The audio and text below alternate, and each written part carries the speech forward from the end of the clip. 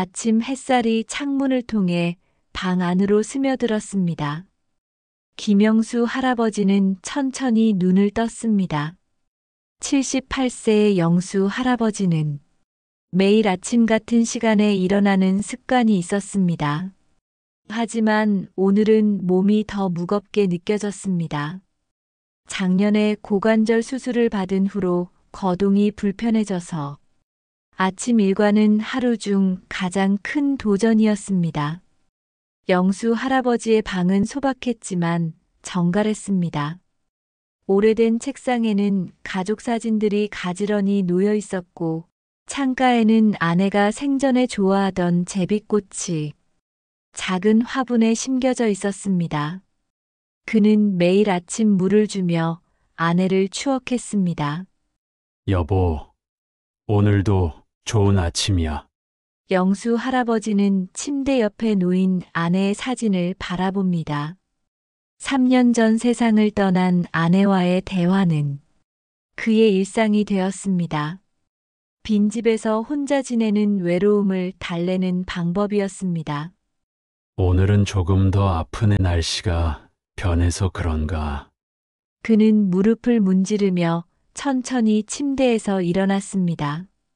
지팡이를 짚고 조심스럽게 화장실로 향했습니다. 화장실 문을 열기 위해 지팡이를 벽에 기대야 했는데 그 순간 균형을 잃고 비틀거렸습니다. 다행히 넘어지지는 않았지만 영수 할아버지의 얼굴에는 불안감이 스쳤습니다. 이러다 정말 크게 다치면 어쩌지? 화장실을 사용한 후 세면대 앞에 서서 자신의 모습을 거울에 비춰보았습니다. 주름진 얼굴과 백발인 머리카락이 그에게 시간의 흐름을 느끼게 했습니다. 예전에는 아침마다 면도를 꼼꼼히 했지만 이제는 귀찮고 또 손이 떨려 일주일에 한 번 합니다. 천천히 부엌으로 향해 아침 식사를 준비하기 시작했습니다. 아침 식사를 준비하는 것도 이제는 큰 일이 되었습니다. 지난주 타지에 사는 딸이 모처럼 와서 만들어 놓고 간 반찬들을 냉장고에서 꺼내 전자레인지에 데웠습니다. 밥솥에는 어제 저녁에 미리 설정해둔 취사 버튼 덕분에 따뜻한 밥이 준비되어 있었습니다. 혼자 살면서 가장 힘든 건 식사 준비야. 영수 할아버지는 자주 중얼거렸습니다. 아내가 살아있을 때는 늘 맛있는 식사가 준비되어 있었고 그것이 당연하게 여겨졌습니다. 하지만 이제는 간단한 식사 준비도 그에게는 큰 도전이었습니다. 식탁에 앉아 밥을 먹으며 영수 할아버지는 고민에 빠졌습니다. 작년부터 아들과 딸이 요양원을 알아보라고 권했습니다. 모두 다른 도시에 살고 있어 자주 찾아오기 어렵다는 이유였습니다. 지난 주말에도 아들이 전화로 요양원에 대해 다시 언급했습니다. 아버지, 제가 알아본 요양원은 시설도 좋고 의료진도 상주한데요. 혼자 계시는 것보다 안전하실 거예요. 영수 할아버지는 아들의 말이 틀리지 않다는 것을 압니다.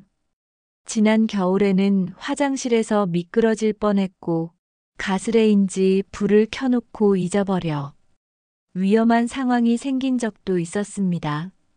하지만 영수 할아버지에게 40년 넘게 살아온 이 집은 단순한 건물이 아니었습니다. 아내와의 추억이 깃든 공간, 자녀들이 자라난 보금자리였습니다. 나는 아직 요양원에 갈 정도로 늙지 않았어. 영수 할아버지는 밥을 먹으며 속으로 중얼거렸습니다. 하지만 내심 불안한 마음도 있었습니다. 몸이 점점 말을 듣지 않는 상황에서 언제까지 혼자 살 수 있을지 확신이 없었습니다. 식사를 마친 후 거실로 나와 창밖을 바라보았습니다. 담 너머로 보이는 이웃집 할머니가 정원에서 꽃을 가꾸고 있었습니다. 이웃집 할머니는 76세로 영수 할아버지보다 조금 젊었지만 혼자 사는 것은 마찬가지였습니다. 하지만 할머니는 아직 건강해서 직접 장을 보고 텃밭도 가꾸고 동네 노인정에도 자주 나가는 것 같았습니다. 저분은 저렇게 활기차게 지내는데 할아버지는 부러운 시선으로 이웃 할머니를 바라보았습니다. 그때 할머니가 영수 할아버지를 발견하고 손을 흔들었습니다. 할아버지 식사하셨어요? 제가 텃밭에서 상추 좀 뽑았는데 나눠 드릴까요? 영수 할아버지는 미소를 지으며 손을 흔들었습니다. 할머니의 밝은 에너지는 항상 기분 좋게 만들었습니다. 고마워요. 나중에 가져다 주세요. 창가에서 물러나 소파에 앉은 영수 할아버지는 오늘 일정을 생각했습니다. 오늘은 주간보호센터에 가는 날입니다. 일주일에 한 번 이용하는 센터는 처음에는 마지 못해 다녔지만 이제는 생활에 활력을 주는 소중한 시간이 되었습니다. 시계를 보니 센터 차량이 오기까지 아직 1시간이 남아 있었습니다. 영수 할아버지는 책장에서 옛 앨범을 꺼내 펼쳤습니다. 그 안에는 가족 여행 사진, 자녀들의 어린 시절 사진, 아내와의 결혼식 사진 등 소중한 추억들이 가득했습니다. 여보, 우리 참 행복했지. 사진 속 자신과 아내를 바라보며 미소 지었습니다. 그때는 나이 들어 이렇게 혼자 살게 될 거라고는 상상도 못했습니다. 인생은 참 예측할 수 없는 것이었습니다. 어느덧 주간보호센터 차량이 올 시간이 되었습니다. 영수 할아버지는 미리 준비해둔 가방을 들고 현관으로 향했습니다. 가방 안에는 약과 안경, 센터에서 진행하는 미술 활동에 쓸 도구가 들어 있었습니다.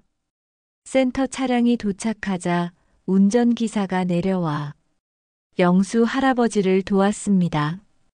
김영수 어르신, 오늘은 어떠세요? 날씨가 좋아서 센터에서 소풍 계획이 있다고 하던데요. 그래요? 좋네요. 오늘따라 집에만 있기는 심심했어요. 차에 올라타니 이미 몇 명의 노인들이 타고 있었습니다. 모두 영수 할아버지와 같은 동네 어르신들이었습니다. 그중 박철수 할아버지가 반갑게 손을 흔들었습니다. 박철수 할아버지는 2년 전부터 요양원에 들어가 지내다가 최근에 자택으로 돌아온 경우였습니다. 영수 씨, 잘 지냈어? 그럼 자네는 어때? 집에서 지내니 좋아? 철수 할아버지는 잠시 생각에 잠기더니 대답했습니다. 확실히 자유롭긴 해. 요양원에 있을 때는 모든 게 시간표대로 돌아가니까 그래도 혼자 있을 때 불안한 건 여전해. 왜 요양원에서 나왔어? 아들이 내 얼굴이 점점 어두워지는 걸 보더니 집을 좀 고쳐서 내가 살 수 있게 해줬어. 지금은 요양보호사가 매일 와서 도와주고 나머지는 내가 할 수 있는 만큼 하고 있지. 영수 할아버지는 철수 할아버지의 말에 깊은 생각에 빠졌습니다. 요양원이 좋은 점도 있겠지만 자유롭게 자신의 방식대로 살아가는 것은 다른 차원의 가치였습니다. 요양원이 적응하기 힘들었지. 평생 내 방식대로 살다가 갑자기 정해진 시간에 밥 먹고 약 먹고 프로그램 참여하는 게 답답했어. 집으로 돌아오기 전 요양원에서의 시간은 철수 할아버지에게 자유를 잃은 시간처럼 느껴졌나 봅니다. 주간보호센터에 도착하자 여러 어르신들이 반갑게 맞아주었습니다.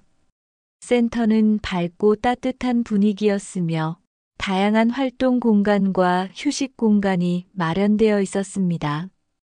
오늘의 프로그램 일정표를 보니 오전에는 건강체조, 점심 식사 후에는 미술 활동, 그리고 오후에는 작은 공원으로 소풍을 가는 일정이었습니다.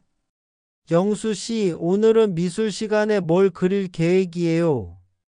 옆자리에 앉은 임경수 할아버지가 물었습니다. 경수 할아버지는 센터에서 친해진 친구로 그림 그리기 시간이면 늘 옆자리에 앉곤 했습니다. 오늘은 아내와 함께 갔던 제주도 바다를 그려볼까 해요. 좋은 생각이네요. 저는 고향 마을을 그려볼까 해요. 요즘 자꾸 어릴 때 살던 곳이 생각나요. 건강체조 시간이 시작되었습니다. 선생님의 지도에 따라 간단한 스트레칭과 근력 운동을 했습니다. 처음에는 몸이 뻣뻣하게 느껴졌지만 점차 몸이 풀리면서 기분도 좋아졌습니다. 영수 할아버지는 운동을 마치고 나니 아침에 느꼈던 무릎 통증도 조금 나아진 것 같았습니다. 점심 식사 시간이 되었습니다.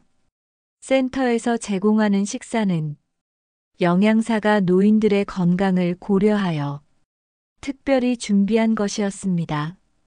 오늘의 메뉴는 잡곡밥, 된장찌개, 생선구이, 다양한 나물 반찬이었습니다. 이렇게 잘 차려진 식사를 매일 먹을 수 있다면 좋을 텐데. 영수 할아버지는 생각했습니다.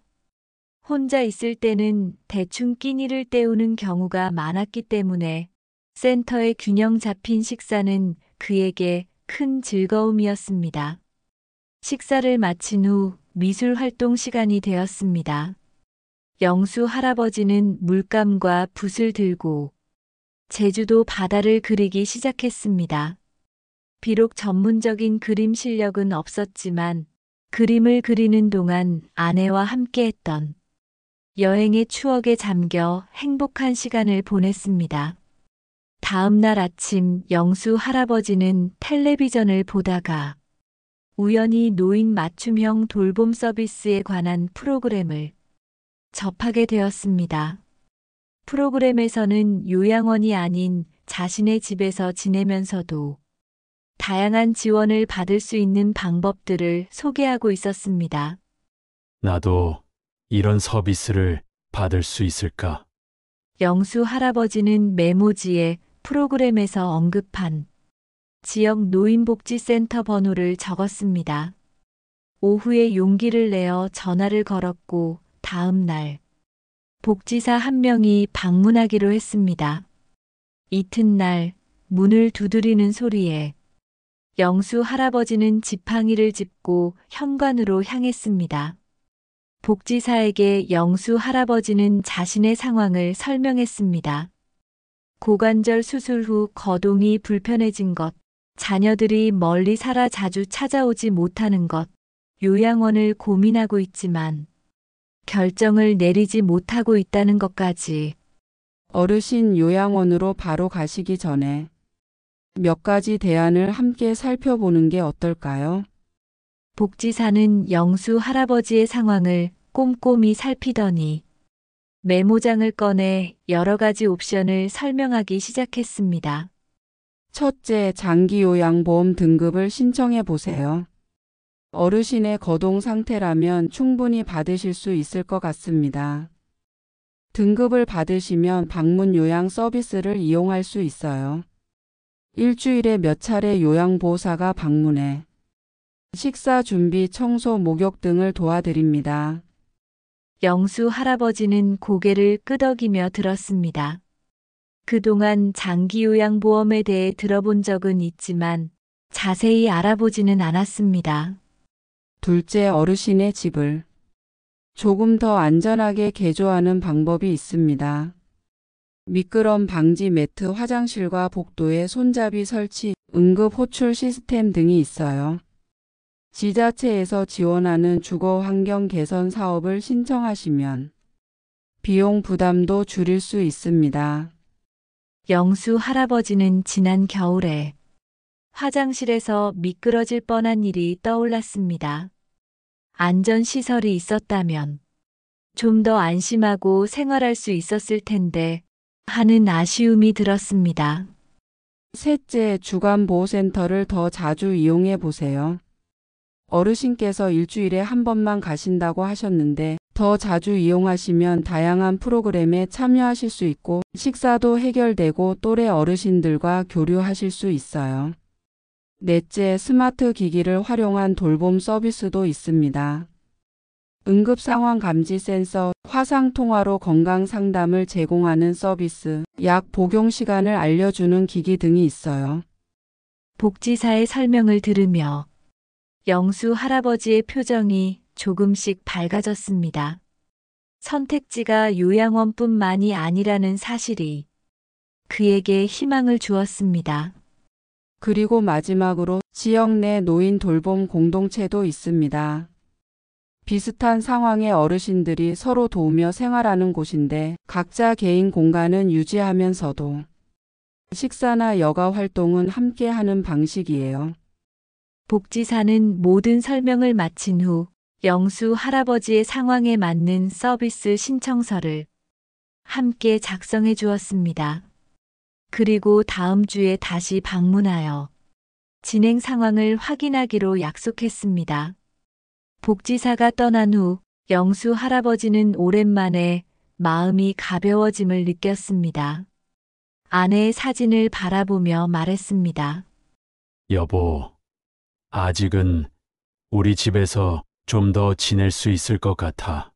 당신과의 추억이 깃든 이 집을 그렇게 쉽게 떠날 수는 없지. 그로부터 한 달 후 영수 할아버지의 집에는 많은 변화가 생겼습니다.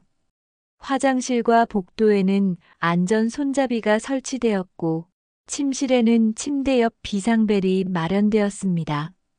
주 3회 방문 요양 서비스를 받기 시작했고 주간보호센터도 일주일에 3번 이용하게 되었습니다.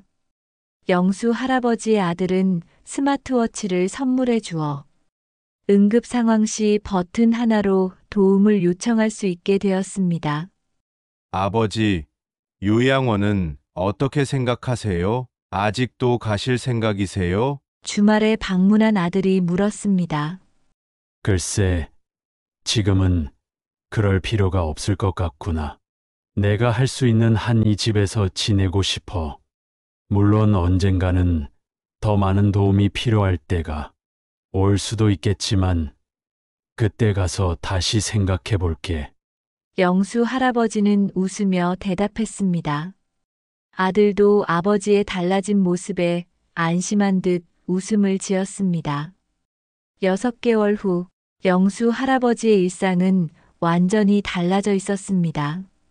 매주 월, 수, 금요일에는 요양보호사가 방문하여 집안일을 도와주고 병원에도 동행해주고 때로는 함께 시장을 다녀오기도 했습니다.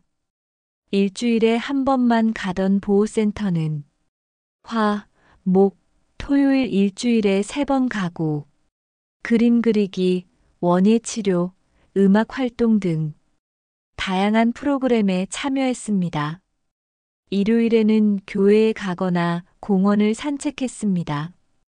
그해 겨울 아들과 딸 가족이 모두 모인 연말 저녁 식사 자리에서 영수 할아버지는 말했습니다.